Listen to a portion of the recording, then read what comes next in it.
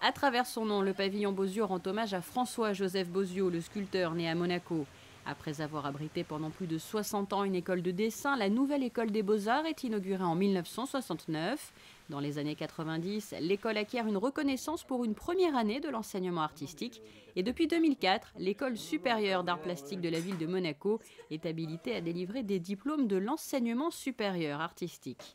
Notre formation est une formation en art et en scénographie.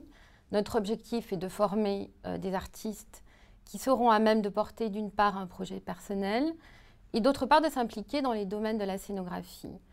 Nous abordons différents champs scénographiques, la scénographie de spectacle et d'art vivant, la scénographie d'exposition, et nous portons un intérêt tout particulier à la dimension scénographique de l'installation et de la performance, ainsi qu'aux nouvelles pratiques artistiques qui questionnent de plus en plus la mise en espace des œuvres et des objets.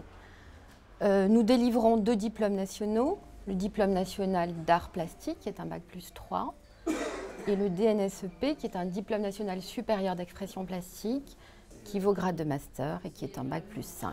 Un programme précis a donc vu le jour afin d'offrir aux étudiants une formation complète, des collaborations enrichissantes avec le nouveau musée national de Monaco, The Monaco Project for the Arts, la compagnie des ballets de Monte-Carlo ou encore la galerie Art Thérapie viennent compléter ce programme. Nous recrutons d'abord une vingtaine d'étudiants maximum en première année. La première année ne peut se redoubler, donc elle est également sélective à son tour. Ensuite, une quinzaine d'étudiants seront admis à poursuivre deuxième, troisième année. Nous gardons à peu près une dizaine d'étudiants pour la quatrième et la cinquième année.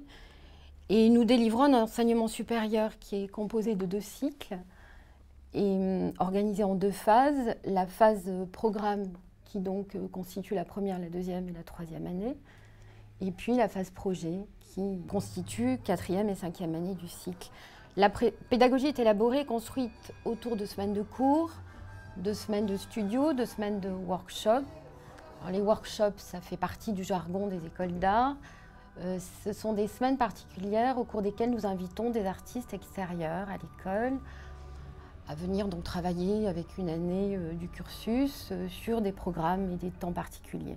Ensuite, des déplacements culturels, des périodes dédiées aux stages et aux échanges avec d'autres écoles d'art, d'autres étudiants, des séminaires spécifiques en histoire de l'art, par exemple, en esthétique sont également organisés. Nous avons des événements annuels récurrents qui ponctuent et structurent l'année universitaire, un colloque, un programme de conférences, une exposition de travaux réalisés par les étudiants de troisième année, d'autres expositions. Avis désormais aux jeunes intéressés, vous pouvez obtenir plus d'informations sur les modalités des épreuves du concours en vous rapprochant directement de l'ESSA.